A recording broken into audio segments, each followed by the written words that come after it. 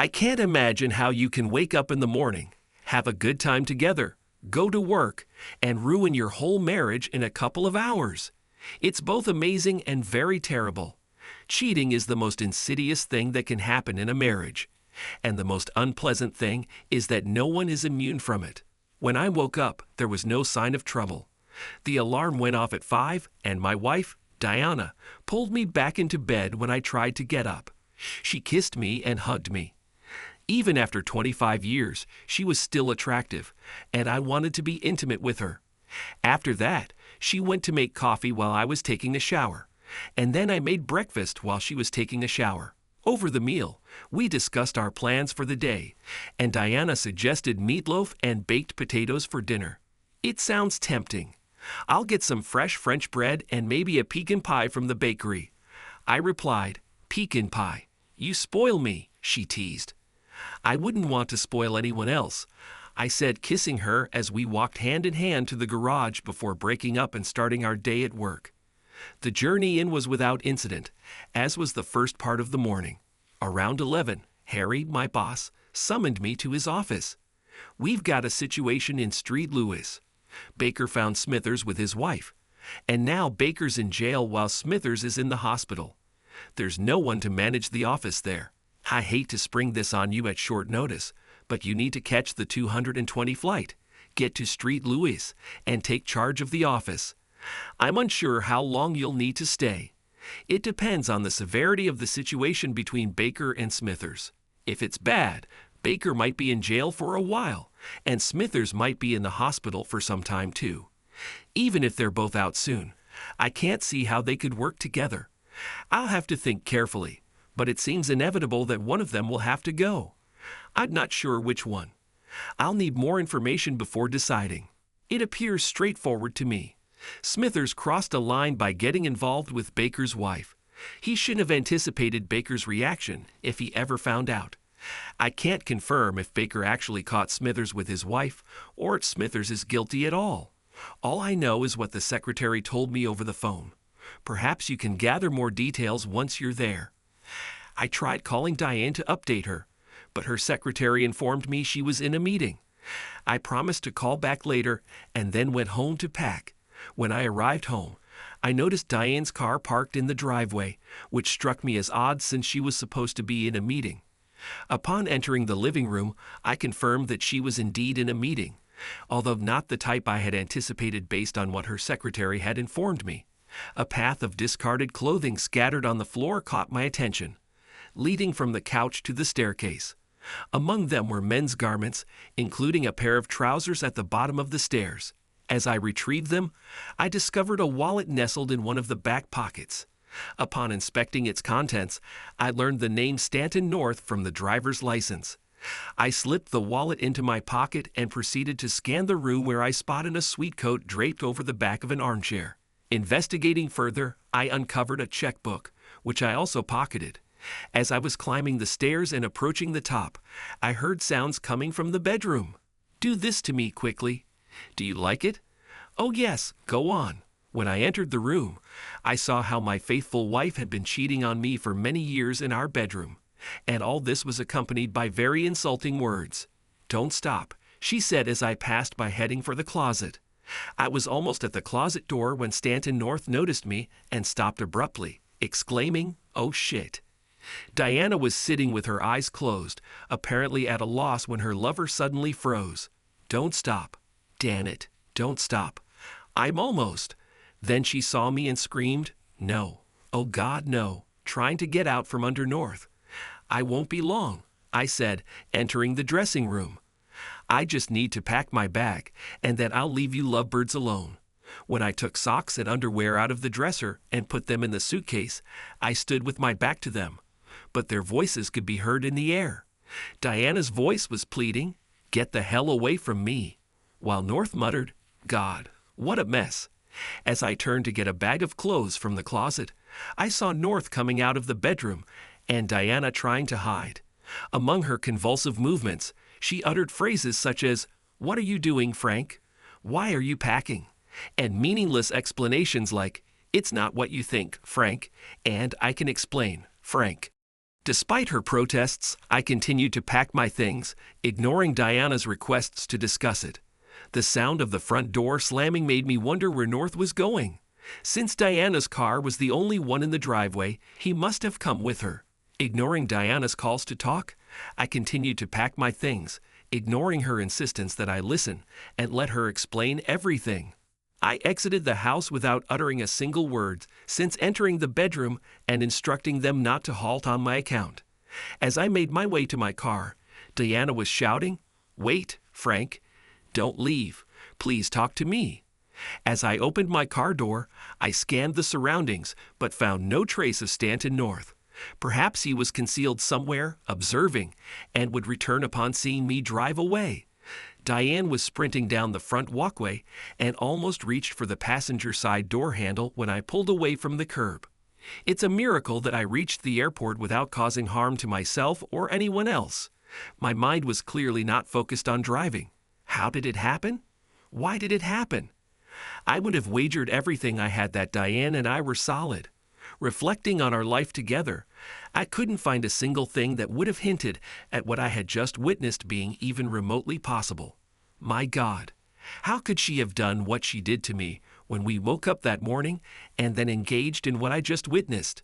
Diane and I crossed paths when my father got a promotion and we had to relocate our family 1,500 miles away. The relocation was tough on me. I was separated from the friends I had grown up with and attended school with, and thrust into a new school where I didn't know anyone. During lunchtime, I found myself sitting alone at a table in the cafeteria feeling sorry for myself when the most stunning girl I had ever seen approached me. She sat down at the table and said, "Hey there, new kid." Extending her hand across the table, she introduced herself. "I'm Diane." It took me a moment to realize she was offering her hand for a shake. I accepted it and replied, "Hello, Diane. I'm Frank." "Where are you from, Frank?" she inquired, and from there we spent the rest of lunch period getting acquainted. Diane had joined me at my table because she understood what I was going through. The same thing had happened to her the previous year. By the time the bell rang, we had made plans for her to give me a tour of the town. For 6 weeks, we had a serious relationship. We behaved like typical teenagers. As a hormone-driven young man, I naturally wanted Diana to take our relationship to a new level. But she resisted. She was firm in her promise to her mother to marry a virgin. Fortunately, for the sake of my peace of mind, she decided to break that promise on her 18th birthday. After this significant event, we had a serious conversation. I expressed a desire to marry her, but on condition that I wait until I graduate from college. On the contrary, she wanted to get married immediately and was unhappy that I chose to wait. Discussing this issue with my mother led to an unexpected proposal. Despite the fact that I thought my mother was somewhat conservative, she suggested, "Why don't you move in with her and live together until you graduate?" I questioned the feasibility of such a plan, citing financial problems. My intention to wait was to ensure financial stability, as I could not imagine that I would support my wife and attend school at the same time. My mother reassured me by pointing out that my college tuition fund is large enough to cover the cost of renting a small off-campus space. She suggested that I might have to work part-time to pay for groceries, but it was possible. I mulled it over and then broached the subject with Diane. After discussing it thoroughly, we both agreed to take on part-time jobs to make it happen. We searched and found a modest apartment within my budget. Then came the tough part, breaking the news to her parents. Her mother was shocked that Diane hadn't upheld her promise to remain a virgin.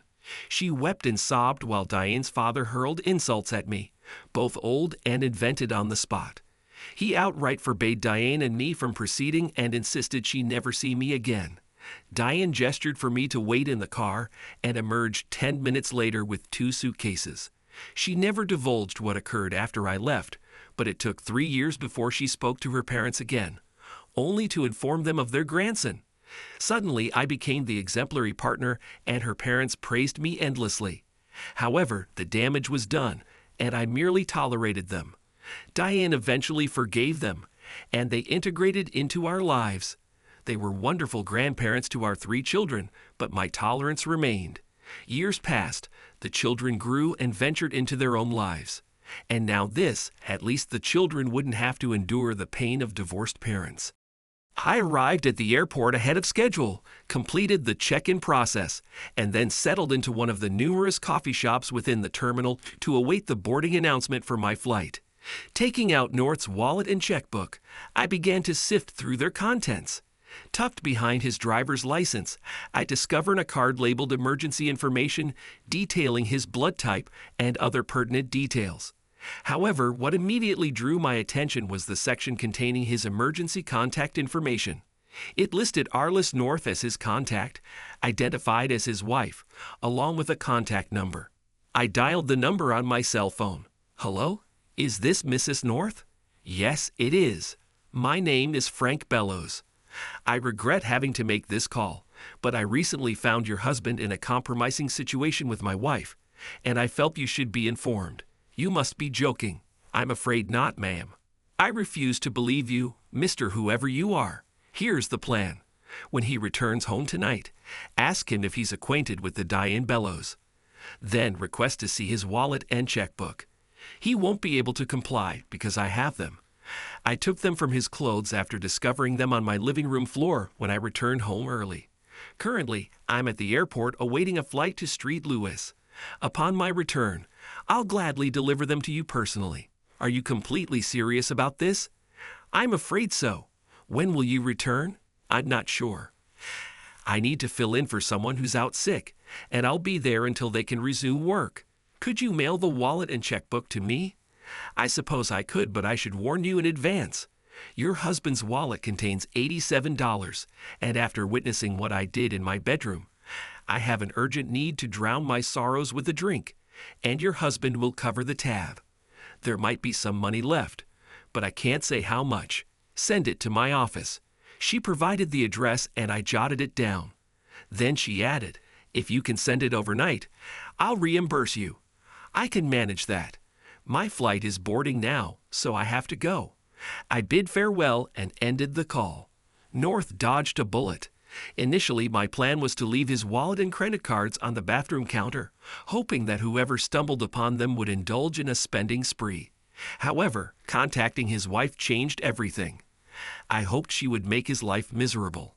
My phone had been buzzing incessantly since I left the house, mostly Diane calling, so I ignored it.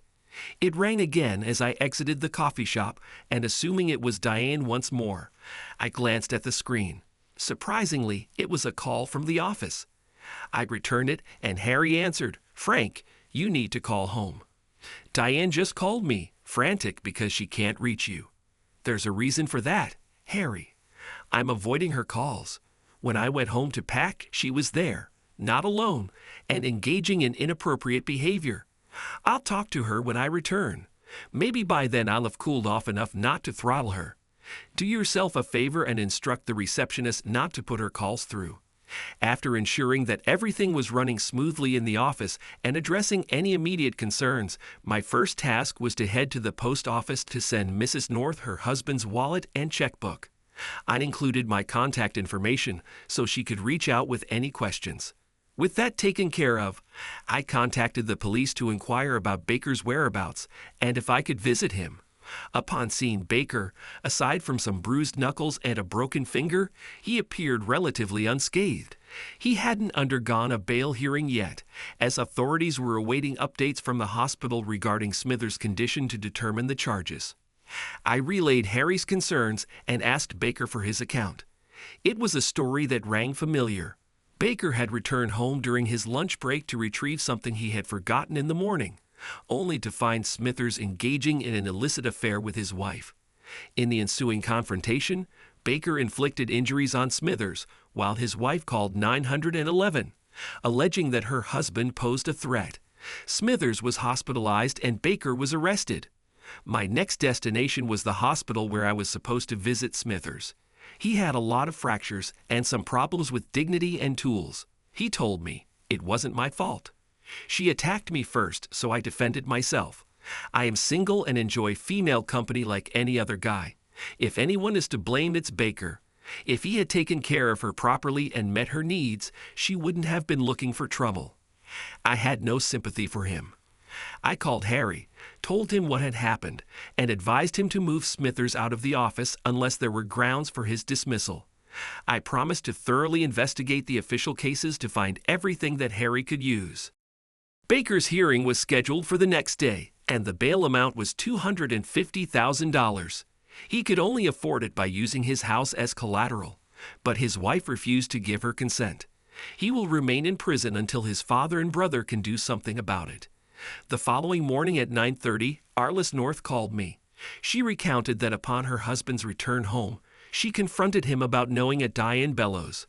His complexion drained as he denied any acquaintance with Diane Bellows. When pressed further, he hesitantly affirmed his uncertainty. Arliss then requested his wallet and checkbook, to which he sheepishly admitted to leaving them on his desk at work. He quickly diverted the conversation, inquiring about dinner, though aware of the impending trouble he faced. The extent of his predicament remains unknown to him, awaiting revelation when I confront him again tomorrow for his wallet and checkbook. Any insight into the duration of their affair? All I can confirm is that it occurred. I stumbled upon them, then promptly exited. What about your wife's perspective? I'm in the dark on that front. Haven't exchanged words with her since discovering them in the bedroom, and I won't until I return home. When you do speak with her, give me a call. I'd like to cross-reference their accounts. Will do. I'm eager to hear both sides as well. During the day, I received a lot of calls from Diana, but I chose not to answer any of them. Harry must have informed her of my location in Street Louis, and she probably got the office number from the help desk. Dixie, our receptionist, informed me about a call on the third line, which turned out to belong to Diana. What do you want, Diana? We need to talk frank. I need to make it clear that what happened is not what you believe in at all. I'm not interested in talking to you right now. I'm still at the stage where I want to do something with you, and then go after your lover with a gun in my hands. He's not my lover. Leave it alone, Diana. Don't call here anymore. We'll discuss this when I get home, and not a minute earlier. I said before hanging up. In the afternoon, Baker's father called me and informed me that bail had been posted, and Baker would be released the next morning. When I heard this news, I felt regret. As long as Baker remained in prison and Smithers was hospitalized, I didn't have to go home to face Diana. That evening, once again, I dined and had drinks at the North's place and returned to my room around 7. The phone rang, and since only Harry and Arliss North had my number, I picked it up. It was Arliss. After exchanging greetings, she updated me on her end of things. When he arrived home, I asked him again about his wallet and checkbook. He claimed they were missing from his office when he got there. He blamed someone from the night cleaning crew and said he'd file a complaint the next morning. I couldn't help but chuckle. How long does he think he can keep avoiding it? I have no idea, but I put an end to it. I confronted him about his deception. I made it clear that he knew he was caught when I brought up your wife, and then asked for his wallet and checkbook. There was only one way I could have connected the dots, and he knew it. Then he had the audacity to deny knowing what I was talking about. That infuriated me, so I took his wallet and checkbook out of my purse and threw them at him. I told him exactly how I obtained them and mentioned that I called his office and discovered he worked with the woman he claimed not to know. I even fibbed a little, saying that when you returned from Street Louis, you'd show me the photos you took with your cell phone camera before they realized you were there. How did he react to that? He eventually realized he was caught and completely broke down, pleading for forgiveness and insisting it was the sole instance of his infidelity. He claimed he couldn't resist because your wife had been pursuing him for months, making it difficult to resist the advances of a beautiful woman who was eager for his affection. It's unfortunate that I wasn't more clear-headed when I stumbled upon them. I do have a camera on my cell phone. I just didn't think to use it. Do you buy his explanation? That she pursued him? It's possible. She wouldn't be the first to do so. Was it really just a one-time thing with her? That could be true, but he was lying when he claimed it was his only act of cheating. I know of at least 3 occasions where he strayed. Well, not entirely true. 3 times I'd had people inform me that he was unfaithful while I was away visiting family. I'd never confronted him about them because I didn't really want to know if they were true. You mentioned that his claim about Diane chasing him could be accurate and that she wouldn't be the first to do so. Why did you express that?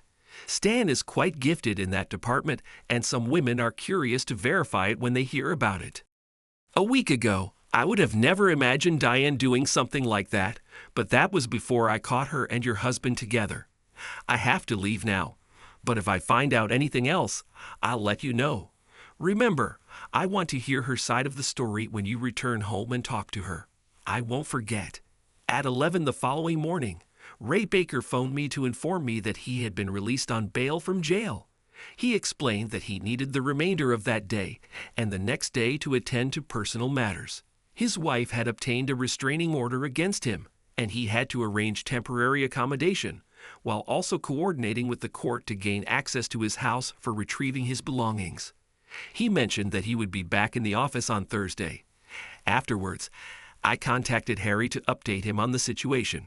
Additionally, I informed him that during my investigation at the office, I discovered discrepancies in Smithers' expense reports, which could potentially justify his termination. I indicated that I intended to return home on Thursday evening and would need to take Friday off to manage my own affairs, with plans to return to work on Monday morning. I successfully navigated through the following 2 days without any trouble, and by Thursday morning Ray had returned to work.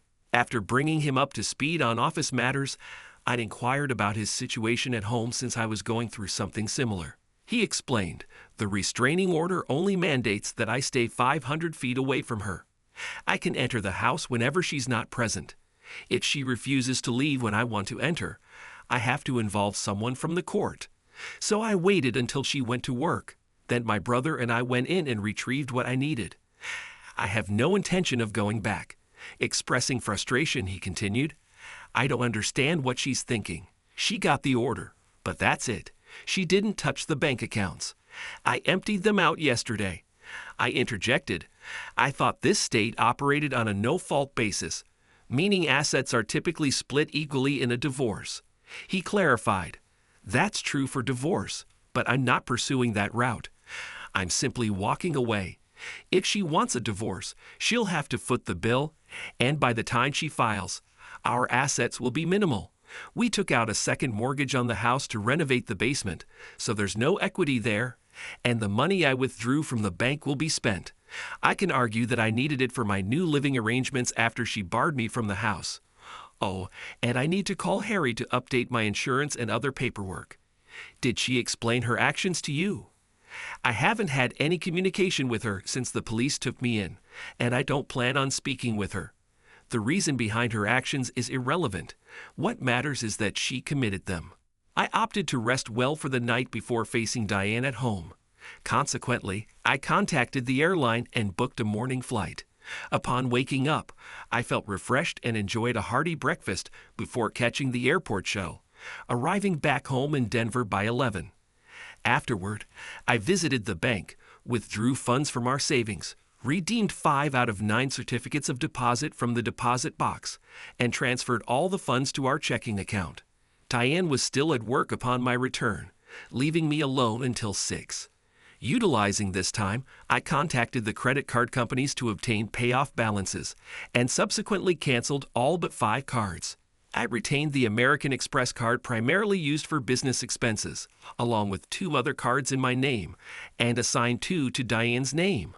Following this, I returned to the bank to arrange wire transfers for settling the card balances using the funds in our checking account. With these tasks completed, I allocated half of the remaining checking balance to open a new checking account solely in my name. Additionally, I secured another safe deposit box solely under my name, placing 2 of the remaining 4 CDs inside before heading back home. Having converted one of the kids' bedrooms into a home office and den, and maintaining the others as spare rooms for their occasional visits, I selected one of these spare bedrooms adjacent to the den for myself. After moving all my belongings, I was fully settled in by the time Diane returned home. I heard Diane enter and call out for me, "Frank, where are you?" Ignoring her, I listened as she moved through the house in search of me. Eventually, she made her way upstairs, and I kept my back turned as she entered. "Frank," she called again, but I remained silent. "Frank, please, we need to talk. Finally, facing her, I retorted, "Where is it written that I have to engage in conversation with an unfaithful person?" She flinched at my words, and then I continued, "However, we do need to discuss our finances." "Finances? Why?" she questioned. "Because your actions have necessitated changes," I replied. "Please go downstairs and take a seat at the kitchen table. I'll join you shortly." After she left, I gathered the papers I had been working on, selected the necessary ones, and followed Diane downstairs. Taking a seat across from her at the kitchen table, I began. While I was away, I had ample time to contemplate what should be done. Ultimately, I've decided to take no action. When I conveyed that message, I noticed a brief moment of relief on her face, but it swiftly dissipated as I continued.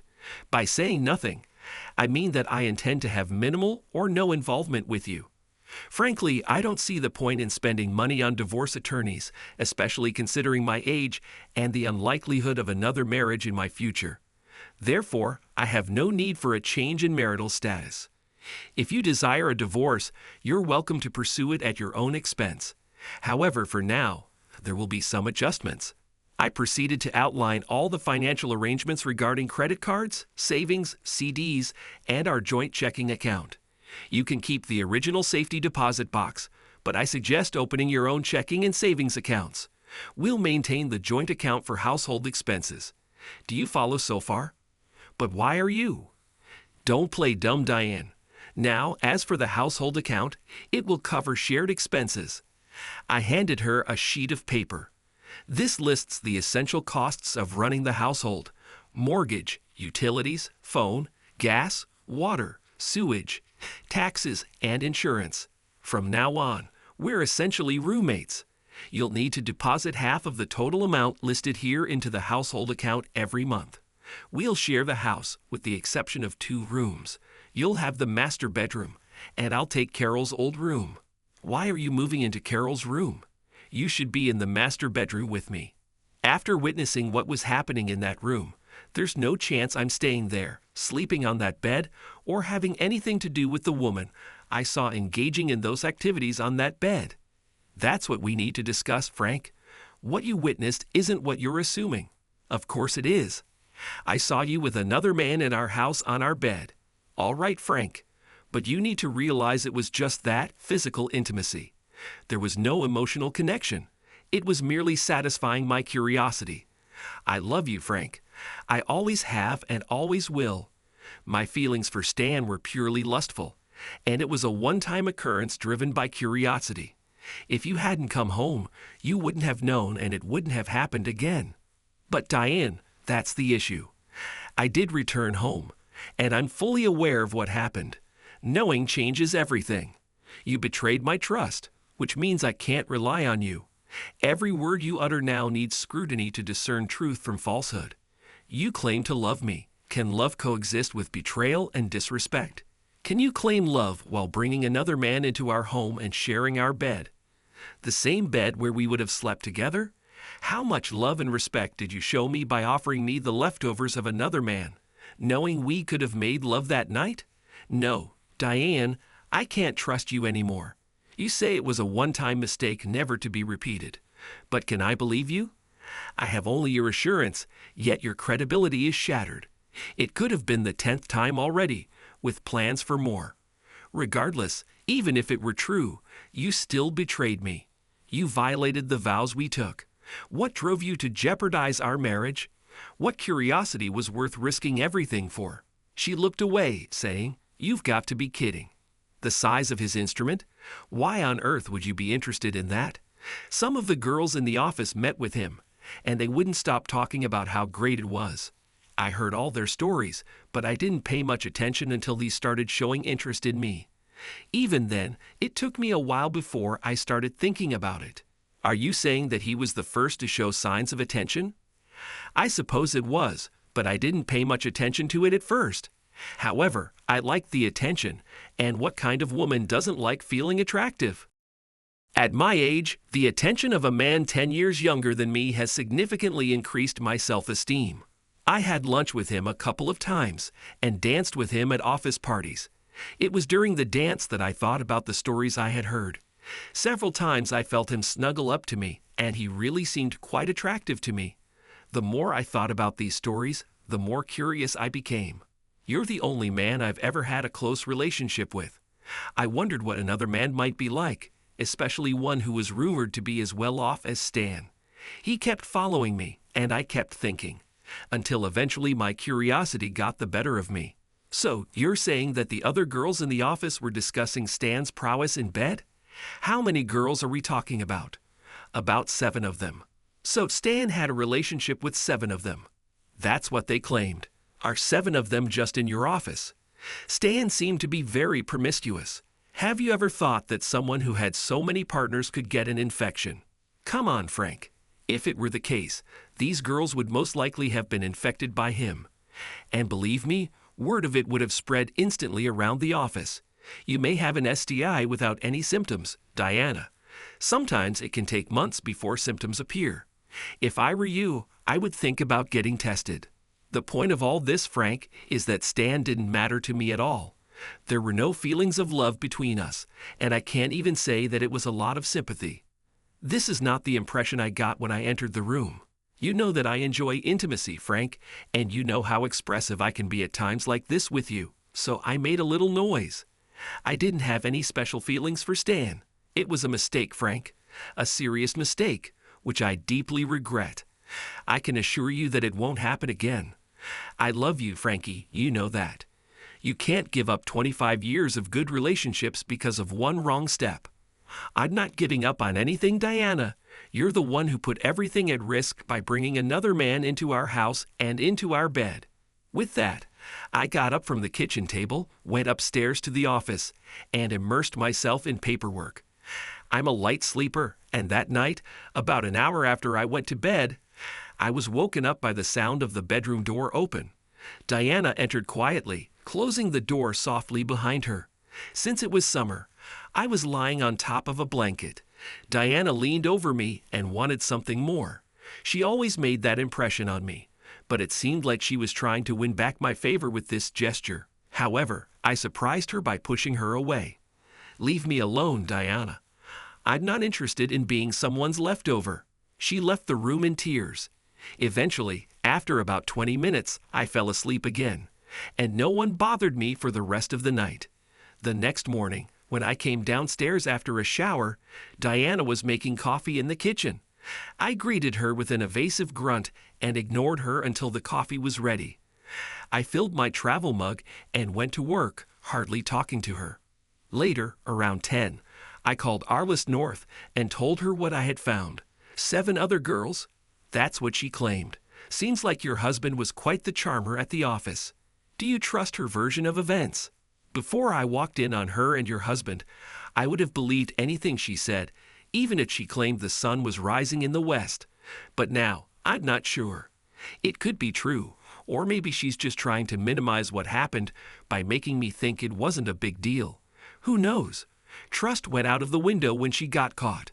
Everything she says now has to be taken with a grain of salt. Have you made a decision about what to do? The marriage is over, but if there's going to be a divorce, she'll have to initiate it. Right now, my plan is just to live together.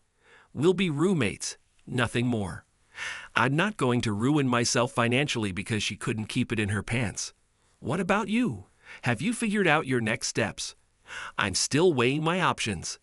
Let's stay in touch, Frank. Sure thing, Arliss. Best of luck to you. During the following week, I ensured I was out and about before Diane woke up, finding ways to occupy myself until late to avoid going home. Despite Diane waiting up for me, I deliberately disregarded her. When the next weekend came, she attempted to join me in bed once more, but I sternly instructed her to stay away and leave me alone. Frank, please don't do this to me. I love you and I want to be with you. Diane pleaded. I don't want you, Diane. You've caused irreparable damage, I responded. Oh God, Frank, it was a mistake. Just once. I haven't even spoken to him since he left. Please give me another chance. I know I was wrong, and I'm deeply sorry. I swear it won't happen again, Diane implored.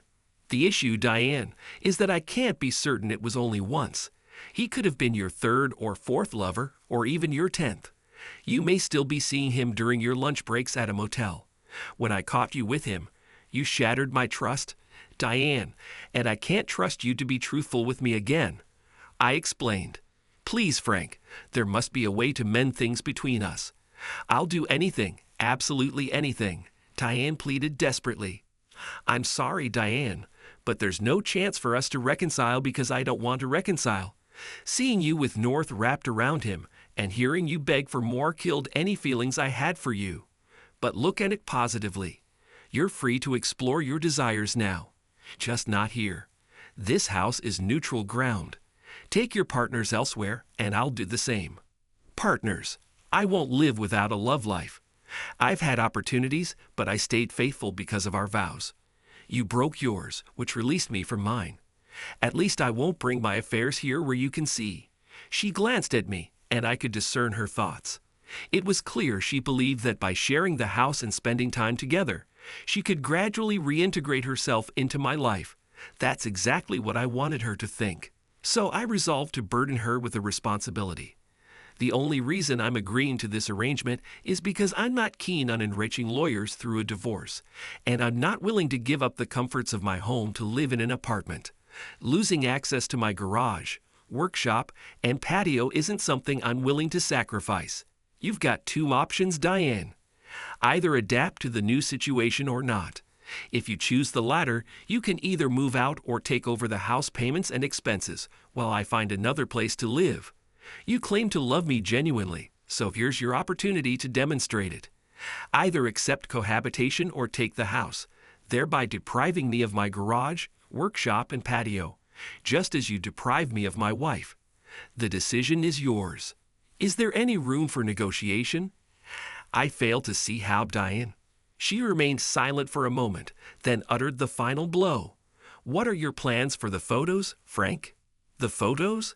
The ones you captured on your cell phone. Had she not spoken to North since he stormed out of the house?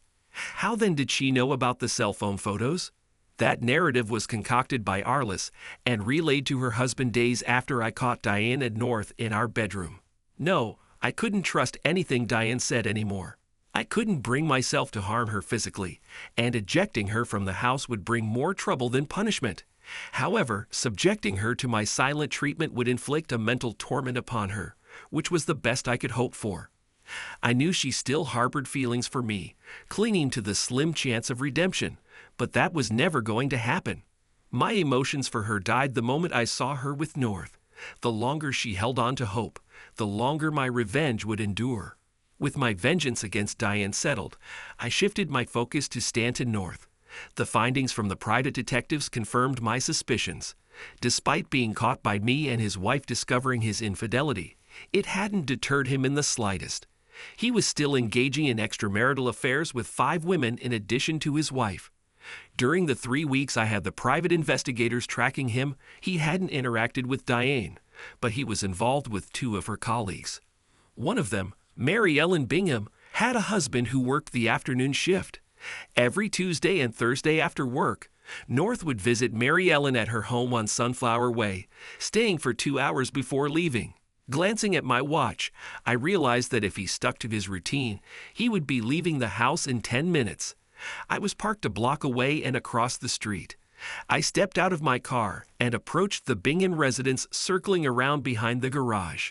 Upon arrival, I put on latex gloves and a ski mask. Mary Ellen had a 3-car garage. After North's visit, he drove into the garage, parked and quickly closed the door so that the neighbors would not chat about Mary Ellen's guest. I wouldn't want the rumors to get to Mary Ellen's husband, would I? Using a small tire iron, I broke the lock on the back door of the garage and waited for North to appear. When the door leading to the house opened, North went outside, but was met by the gaze of Mary Ellen, who watched him leave. North convulsed on the garage floor from the discharge of a 50,000-volt stun gun. Before Mary Ellen could express her shock, I spoke in what I hoped was not a very serious tone. If you make a sound or contact the authorities, your husband will discover everything. It's best for you to return inside and act as though nothing is happening out here.